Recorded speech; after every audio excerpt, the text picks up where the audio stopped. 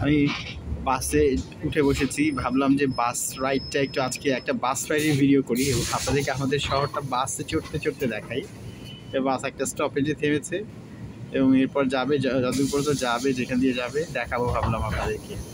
আপনারাও দেখেন, মানে বাস রাইডটাই দেখেন। আমি শুধু রাস্তার এক পাশ দেখাবো, আরেক পাশটা দেখানো যাচ্ছে না। আমি যে পাশে বসে আছি সে পাশটাই আপনাদেরকে দেখাচ্ছি আর কি।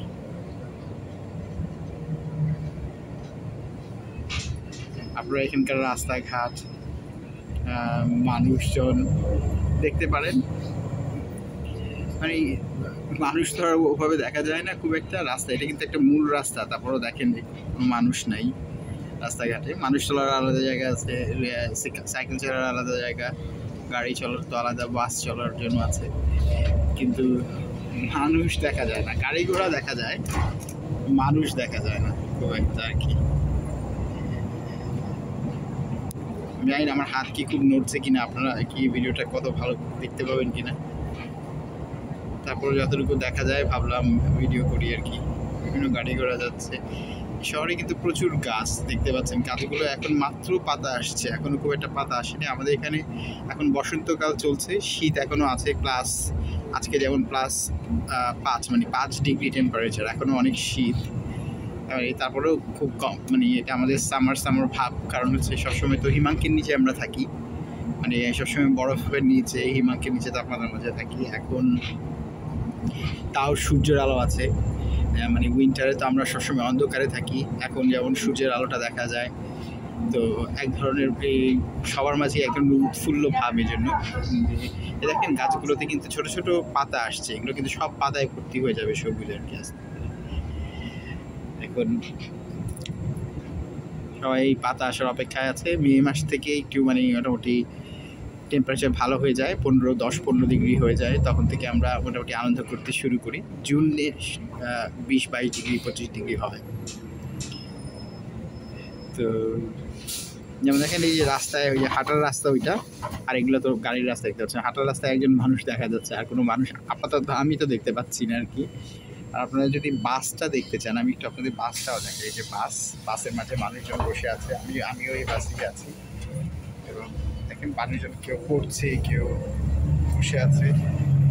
তো এই তো বাস আবার চলতে শুরু করেছে। বাস থেমেছিল একটা স্টপেজে। এটা মনে হয় একটা স্কুল, এটা একটা খুবই পুরাতন স্কুল।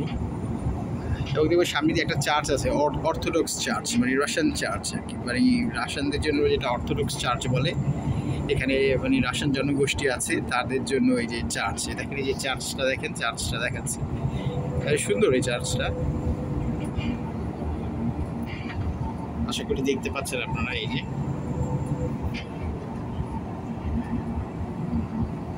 তো এই যে বাস স্টপ, বাসটা এখন আবার থামবে একটা বাস স্টপে।